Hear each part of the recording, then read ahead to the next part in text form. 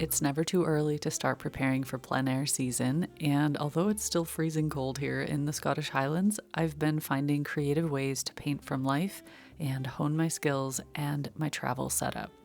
Nature journaling has become one of my greatest joys, and I'm so looking forward to spring. But in today's video, I wanted to dive into a few tips for how I use gouache to create my small nature journal sketches. In particular, some tips for layering gouache for maximum impact. And since I tend to use this dried gouache palette for plein air, that's what I'll focus on in this video. Now I already have a super in-depth video on my channel about how to set up and maintain this dried gouache palette, so I'll link to that below. And you have seen me use it in loads of my other videos, including my Plein Air Pearl series where I paint outside every day in April. But if you're new here, let's introduce you. First, I pour my gouache into the portable painter and I let it dry between uses. This creates a very convenient way to paint with gouache outside, but it can also present a couple challenges. The first thing I do is spritz the whole thing with water so that it can soak in and soften while I set up my kit and even do some of my sketches. The goal is not to drown the gouache in water because that will make it far too diluted and transparent. I just need the very top surface layer to soften, and it works super quickly, just a minute or two, and I'm good to go. I will say that I'm mostly using my Shinhan colors because they're very affordable here where I live, and they've been performing beautifully in my dried palette. They reactivate quickly and are still opaque, and they are really nice to use. I like their consistency a lot. I'll be painting a tree branch for this demo because it's a really good subject to show my layering technique. And with gouache, I almost always use 2 to 3 layers. And that means my first pass doesn't have to be perfect. In fact, I don't really want it to be. The sole purpose of this first layer is to set us up for the next 2, to give us a base to work on top of. And I often work very wet in this first layer so that I get some of that lovely spontaneous bleeding effect. Here I'm using a brown midtone to represent the bark, and then immediately touching in ultramarine for the shadows on the underside of the branch. This is a great color combo for bark. And then I'll touch in a little buff titanium or white into the highlight area, maybe even a hint of lighter brown, just to bring up some of these top textures. One of my biggest tips is when in doubt, let the gouache dry. The beauty of gouache is that it can be easily reactivated with water, and I often utilize that to my advantage. Let me show you what I mean with a separate demo. I'm going to paint a 3D sphere. This is an awesome exercise if you're just getting into gouache or even watercolor, and you're just learning about water control, brush control, how to blend and bleed your colors. So the first thing I do is paint a couple simple circles, and they don't have to be perfect. They probably won't be. They're almost always a little bit off. I'm using English Venetian red just as a base color, and then I'm touching in my shadow and my highlight color in separately. So the shadow color goes on the bottom side, the highlight color goes on the top side. And then while it's all still wet, I will use a damp brush and I will push and pull the pigment around the sphere. I'll try to accentuate how it curves down and away from us. The highlight will be on the top right front side, and I'm letting the circle on the left dry specifically so that I can compare these techniques side by side.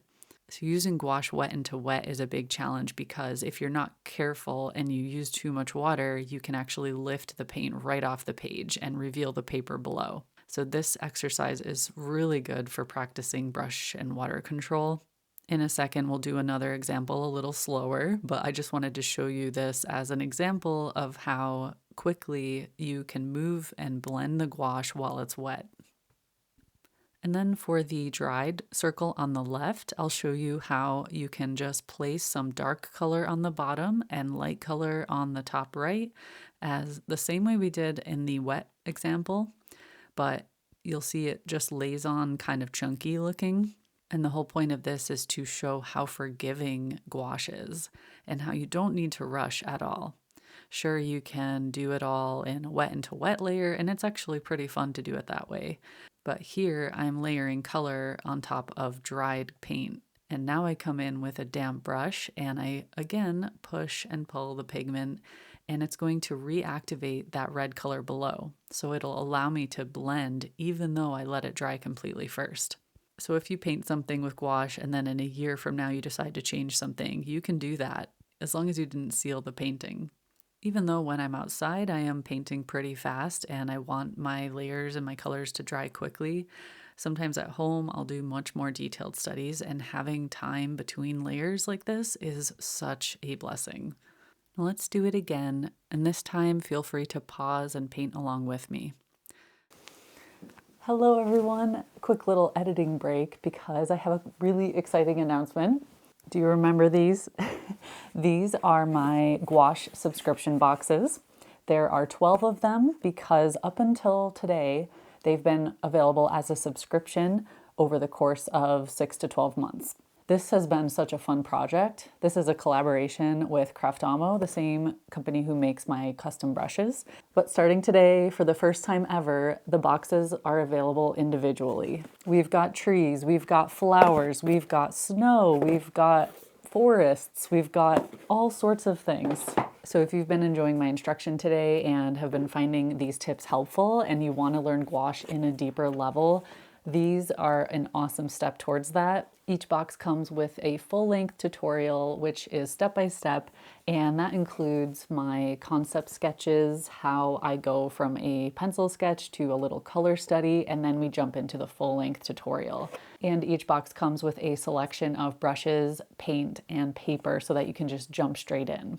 Because these tutorials were originally part of the subscription series, each box builds on the skills from the previous box, and sometimes we use colors from the previous boxes.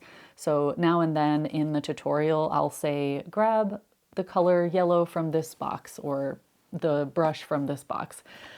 So it is recommended that you have some of your own colors available so that you can use what comes in the box with those basic colors. But every single tutorial that we do is a limited palette. Sometimes we just use a fun new color that came in the box. I hope that made sense. I've had hundreds of people messaging me with their results after doing the boxes, and it's amazing to see how much they've improved. So if you've been interested in trying gouache and have just wanted to kind of dip your toes in, these are a great option for that. They also would make really great gifts for anybody in your life who loves art. The original series of the boxes was limited edition, and we are getting down to the last few units of the boxes. So if there's one in particular that you've had your eye on, I would say get that sooner rather than later, because once they are gone, they are gone.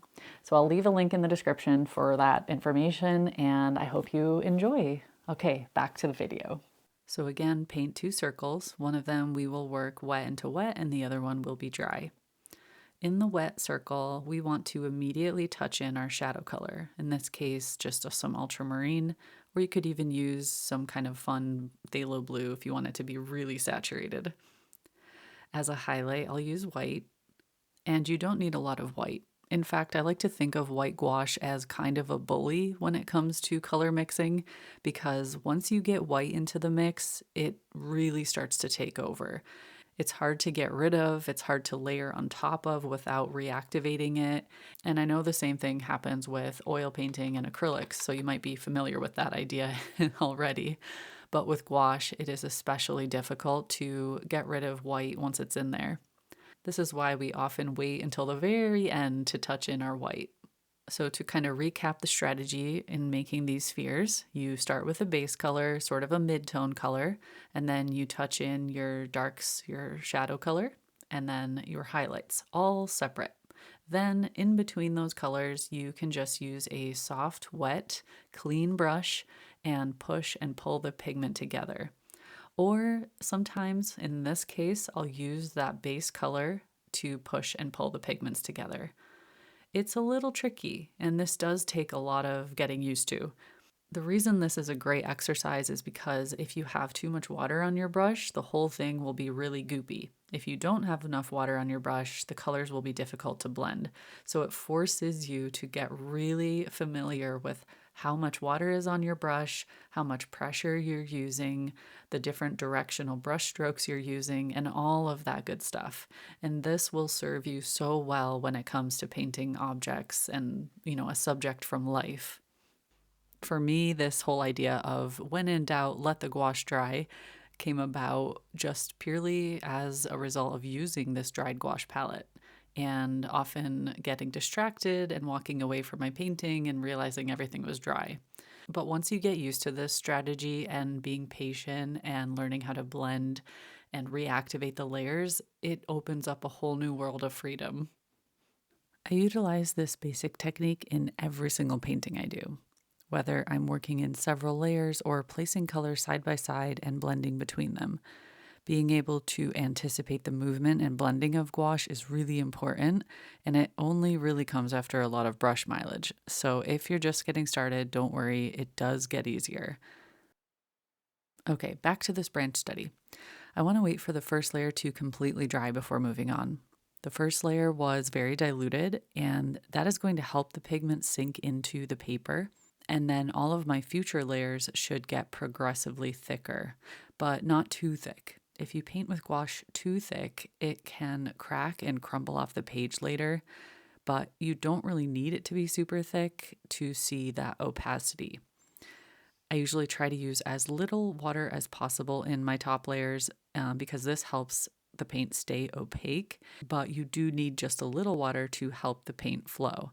Just like with oil painting, if you're familiar with that, if you try to paint with the oil straight out of the tube, it often feels too sticky and there's a lot of brush drag. But if you introduce the tiniest amount of linseed oil, for instance, the paint becomes very smooth and buttery to work with. Gouache just needs a tiny bit of water to activate and soften and be able to get it to flow a little bit better. So what I'm doing here is using my dry brush technique, which is my favorite technique and I've talked about in so many of my videos. I will link to a couple helpful ones below. And basically, I'm using a very dry brush with a little bit of paint on it to layer up my textures.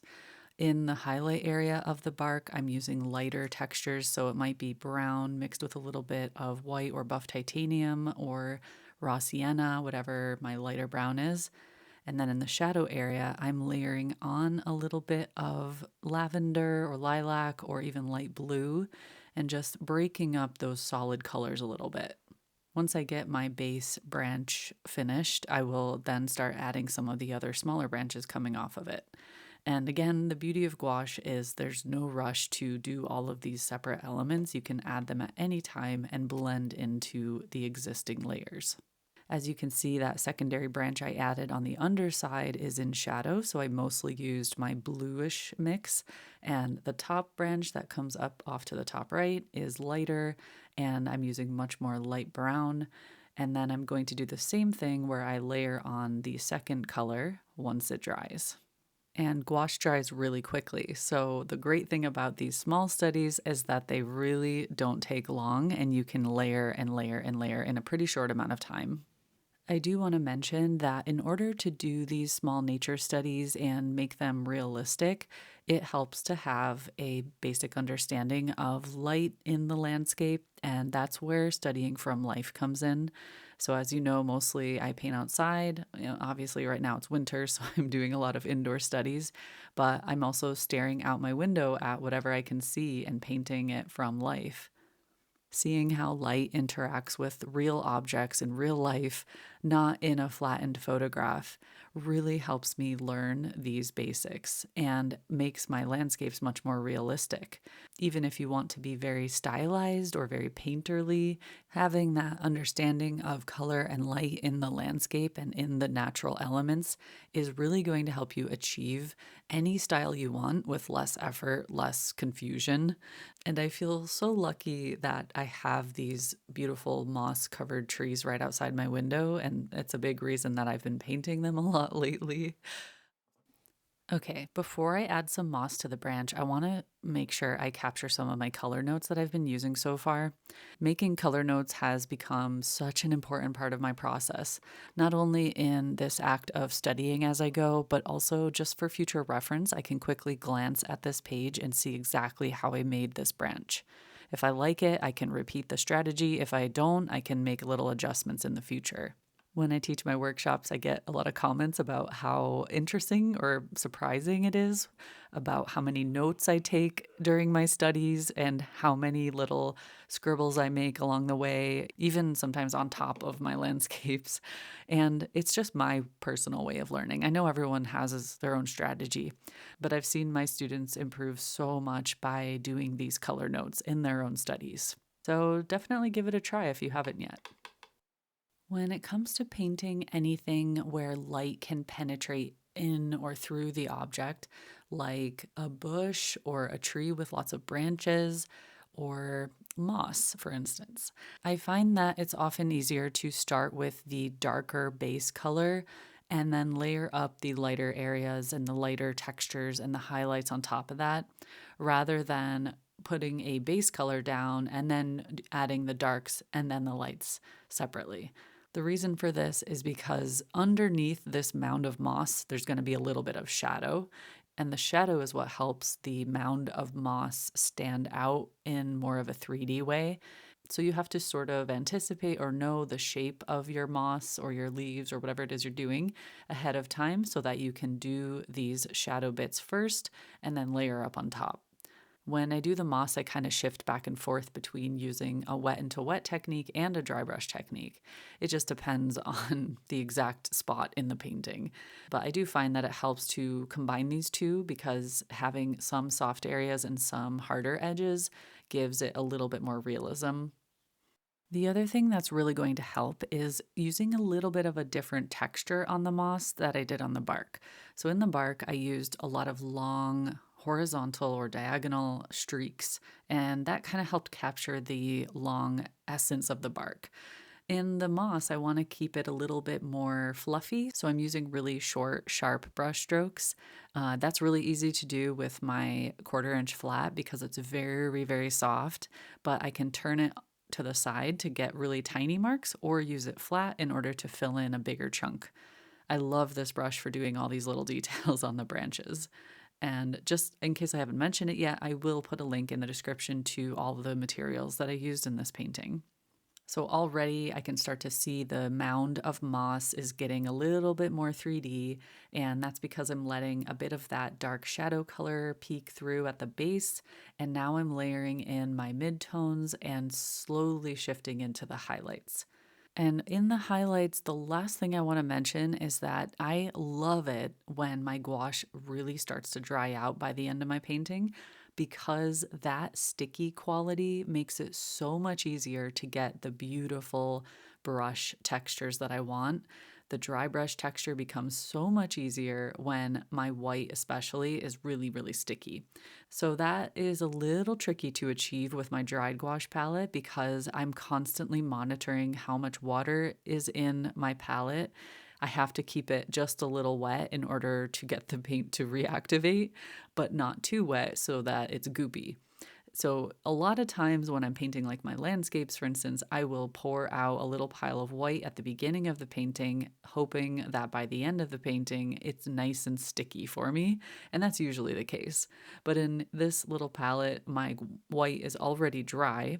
So, I'm adding just tiny hints of white so that it stays a little bit sticky so that I can pick it up on the brush and immediately apply it with a dry brush texture.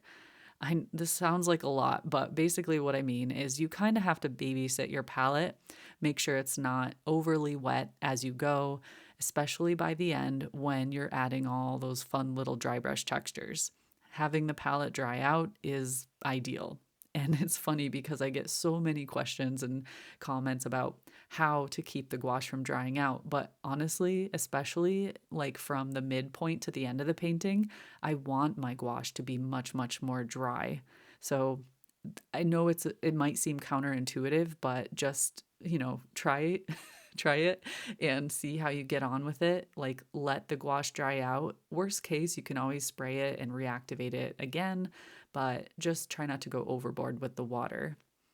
All right, the final little details we need on this piece are the highlights on the moss as it pours over the edge of the bark, over the edge of the branch. And again, I'm just doing this as a demonstration to show what you can achieve with this dried gouache palette. A lot of people think you're not able to get opaque gouache out of it, but you really are if you are monitoring your water closely. Again, that water control will come with much more brush mileage. It does get easier over time. Knowing your colors is also going to be really important. If you're constantly buying new gouache and trying different colors, it's really, really hard to get a very intuitive feel for them and how they will behave in different situations. So I tend to use the same colors in my palette for months, maybe 6 months at minimum, just so that I can very deeply learn the colors and their interesting characteristics, because all the colors are going to act a little bit differently. Even if a different brand has the same color, like ultramarine, for instance, it might behave totally different than another brand's ultramarine. And I know that adds a lot more nuance to this, but again, that's just something that you have to look forward to in your journey of learning.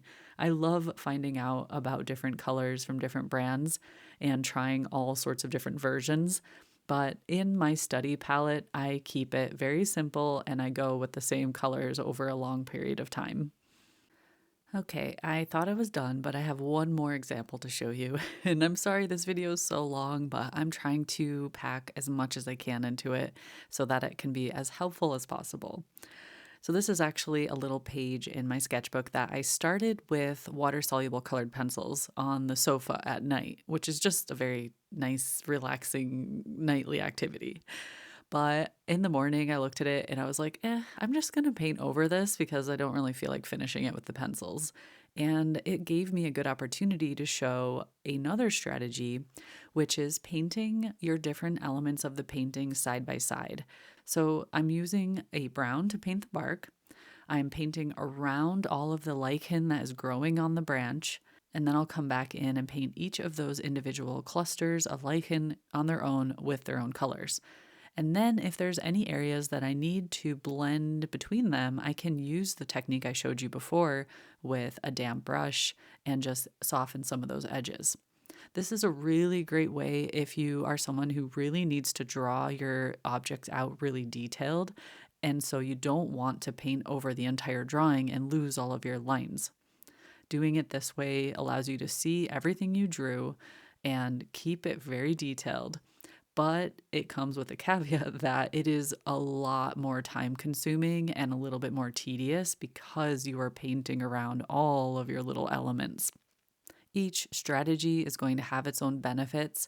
When I'm outside painting and I'm a little bit more in a hurry because usually the light is changing or there's weather to deal with, I tend to use the layering technique where I just build up my layers little by little. But when I'm at home and I'm trying to do a much more detailed study, this is a really good strategy for me. And I find that it does ultimately result in extremely detailed pieces. So I'm really curious to know, which strategy do you prefer? Do you like to draw all of your lines and then paint each area individually, or do you prefer to layer up your textures and your colors from a base color to the top layer? Let me know in the comments. Also, leaving a comment helps support the video. Also, sharing the video is a really great way to spread the word and help my channel grow if that's something you're interested in. And of course, I would love it if you subscribed if you are interested in gouache or plein air painting or Scotland or whatever else I share. So that's it for me today. I hope you enjoyed and got something out of this video. Make sure to press the thumbs up if you did, and I will see you all again soon. Take care.